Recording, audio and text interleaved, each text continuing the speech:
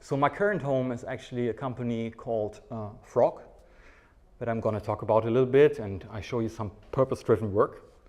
And that company, I think, reflects that quote that I really like from the former British Prime Minister Harold Wilson: the only human institution which rejects change is the cemetery.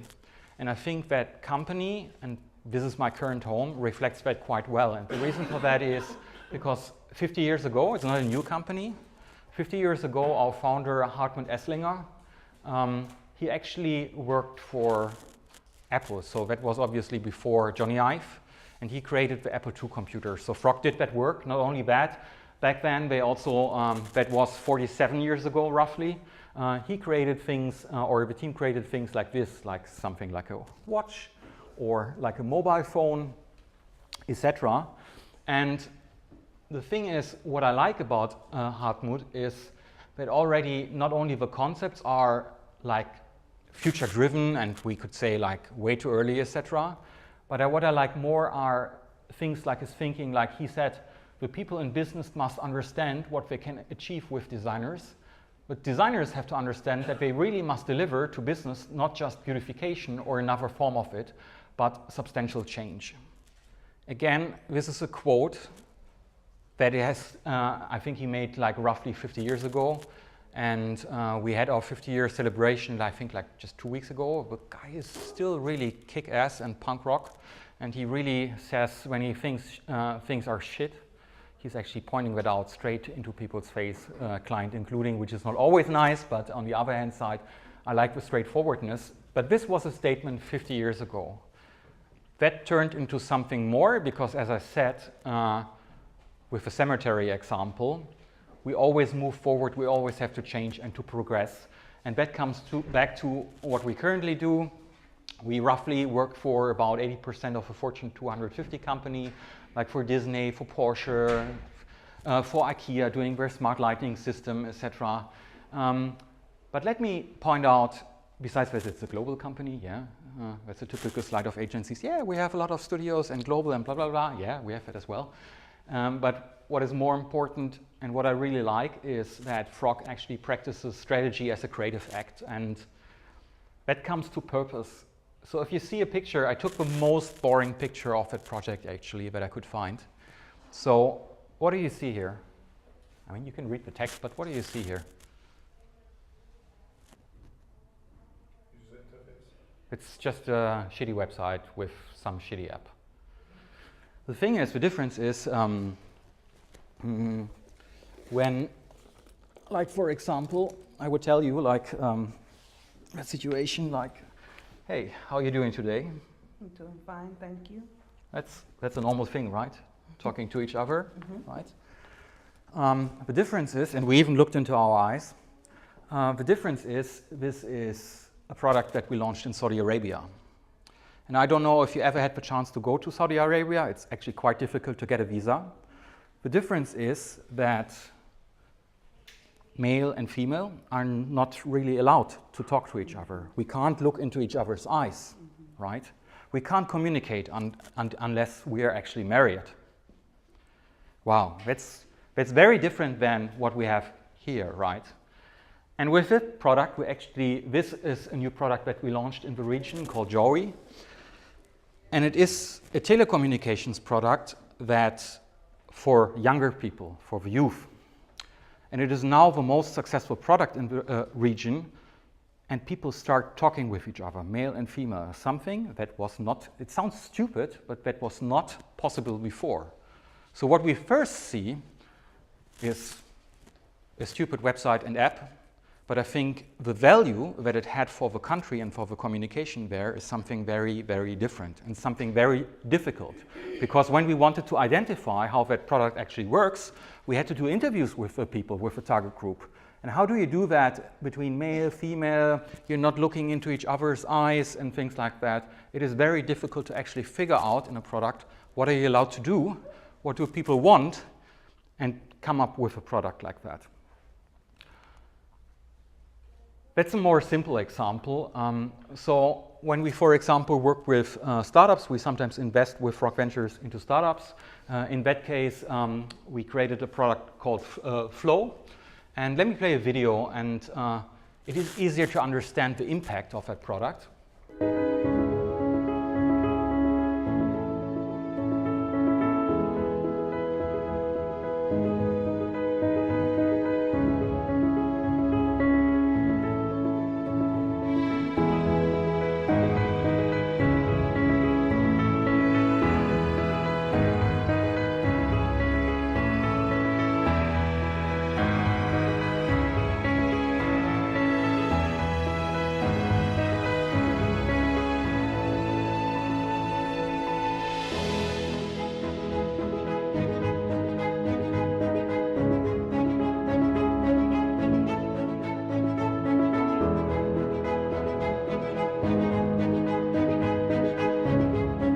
This time, I'm here to stay. Flow by Plume Labs. I mean, just stating out, I know that there are far better movie producer, advertisement makers here in the room than a shitty video like that, right? I mean, that's something that we did. I think the interesting part is this is a startup, and we didn't have the money for them to actually produce a high, fancy, shiny, I don't know, video. But actually, when we launched that product for them on Indiegogo, this is one of the most successful Indiegogo products from a crowdfunding perspective. And it is quite difficult to actually create a product like that. And if you take it into your hand, and it really feels from the user interface, from the device, that you want to use it. And the thing is, it's not that only that we measure the air quality, which is a great thing for yourself, that you probably avoid certain areas of the city, etc., and it's good for your health. But on the other hand side, how can we encourage people to use and buy that device, that we have the data sets throughout different cities and can, as a whole, with the data set, improve the city? And that's, I think, the crucial part in here. And then on the other hand side, how can we reduce the price that it is affordable, like for everyone? I have a couple of other cases. If we talk about everyone, we have right now like a white supremacy kind of audience here. I'm quite aware of that. But this is at least like the starting point with the countries that we tackled. And it lately got nominated by Fast Company as one of the most outstanding consumer electronics products, besides things from Google, Microsoft, and the obvious ones, Apple, etc., with a tiny budget. On the other hand side, and I think like the Flow example is still, it is a little bit obvious. And if we look at things like solving a water management problem, I wanted to show you one example how to tackle that in a non-obvious way. And just look at it.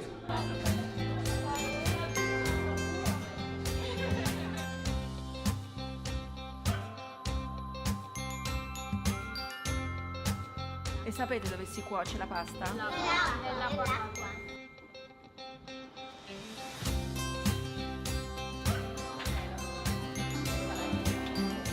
Chi che usa l'acqua? Gli agricoltori. Per esempio gli agricoltori. Se l'agricoltore si trova l'acqua piena di plastica, Ognuno a turno, una persona alla volta, dice un'idea. Children started putting together all of their ideas, and all of a sudden they realized they were interconnected, giving value and receiving value at the same time. It was amazing to see that happening.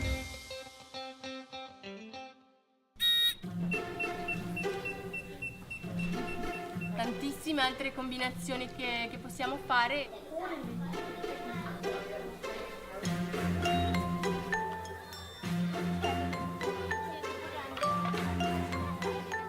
I believe that prototyping is very important in every field, but especially for children, because it helps them understand and crystallize their ideas into physical products.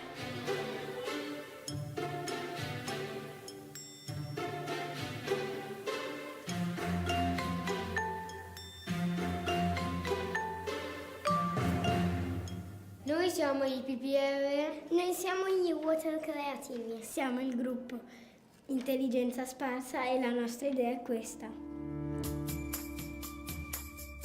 Le persone del mondo muoiono di sete, altre città come Milano ce ne ha in abbondanza e in alcune volte la spreca.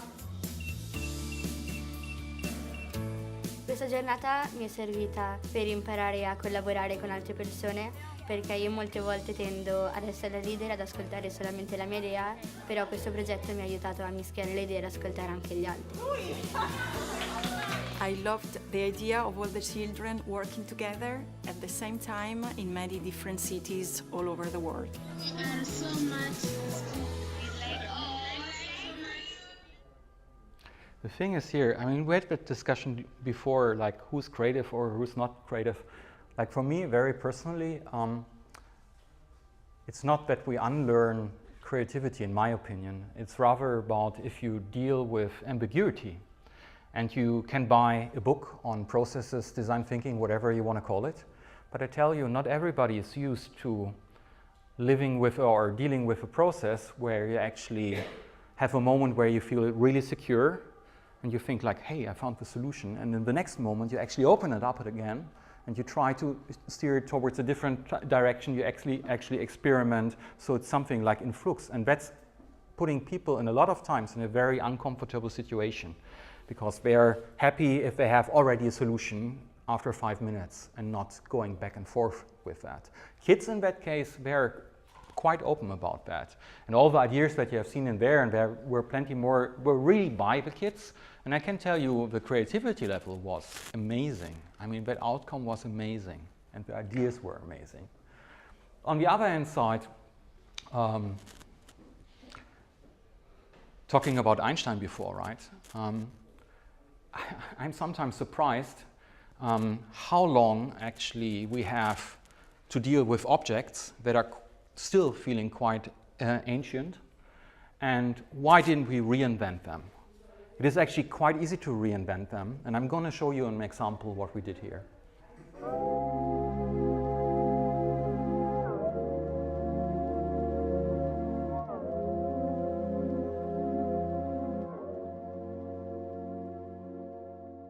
When I think of the word gynecology, it makes me, well, first and foremost, think about women's health. An old-fashioned, like, black and white movie of a woman laying down on some sort of medical chair. Something that I've never had to do, so I don't know. I don't know what it is. Yeah. This is the speculum. Whoa.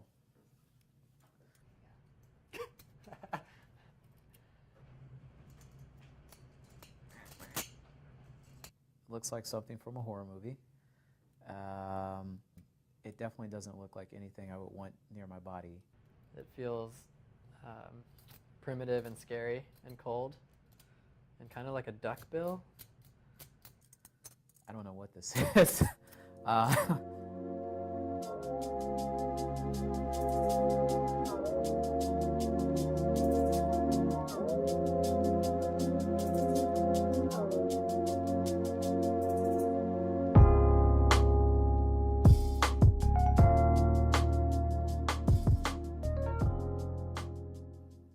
So I'm waiting in the lobby of the doctor's office. I'm here to see the gynecologist. And I know what's about to come, but it doesn't change the fact that I feel tense. I start to undress awkwardly, putting all my clothes on a chair. It's freezing. It's unbearably cold and uncomfortable in the room. I put on the paper gown that she leaves me with. I'm cold. I feel exposed. The doctor comes in and she asks me questions about my last checkup, but it feels very kind of manufactured. I mean, you can tell that we didn't increase the sound level because people, it was really difficult to actually feel the empathy on using a device that is just purely ancient. And what we did is actually, in the end, we created a new, I'm still struggling with the name, a pelvic exam device. By itself, we should have changed the name as well. And we actually did not only do a campaign around it, like health for people with vaginas, but on the other hand side, we also redesigned the object itself. but it is actually better and probably more humane than I don't know how long that exists. And when we push that further, I have two more projects in here. When I talk about purpose, like for example, with a so-called baby-centered design, I'm not sure if you actually were in the situation like for an MRI scan with a baby. This is a real situation currently, in most of the cases. You have that trunk somewhere, you know. Then you actually put the baby in there with a lot of cables somewhere like in. And I have 2 kids as well, so I know about those situations. And the thing is, with all those wires, it's actually cold. Why didn't we actually come up with a better product so far? And when we started like working on a prototype on how we actually solve that, this is in our Milan studio. You can see here that we experimented like with a rough prototype actually. Then we wanted to design the procedures, how that actually works, in that case with Lego figures, and we actually came up with that solution. In the first moment it looks, I mean, it doesn't look like super shiny and fancy now, but still if you think about it, then you know that if you have like kids, younger kids, but you actually, if you wrap them up like that and protect them, that they feel more secure. And on the other hand side, putting them on that smaller device actually helps them to put them in a situation where you can observe them, but then also give them back into this MRI scan actually. And that process by itself, we actually tested that also with real babies, not like a figure here, but you can see here is the situation that we prototyped. So the whole process and procedure was not only tested with a prototype, but with real babies in the end. And then we redesigned the actual object, and it turned out this is a product that is out on the market, which is basically designed by us, and is totally redefining like an MRI scan. I think it's important. As I said, Frog originally came from a product design perspective like 50 years back, but nearly everything that we create right now is out of 3 components, and it's like the business, technology, the design, the technology, and the business component. And only if you really bring that very closely together, you can create products that really transform and really change like an environment, etc. Because if you're missing one of those pieces, the product actually fails or the service. And as you can see here, I said it before, we did that with the people. So everything that we did there was actually designed by the people, and they give us the creativity in that case. And we had to synthesize all that data and findings and make a product out of it. So again, the question is, who's actually the creativity driver? Is it us? Is it them? Is it something in between? Etc. That was everything on my presentation for now. I will be more harsh tomorrow and more provocative. So this was the soft Axel today, not the Dark Lord or something I was introduced in the beginning.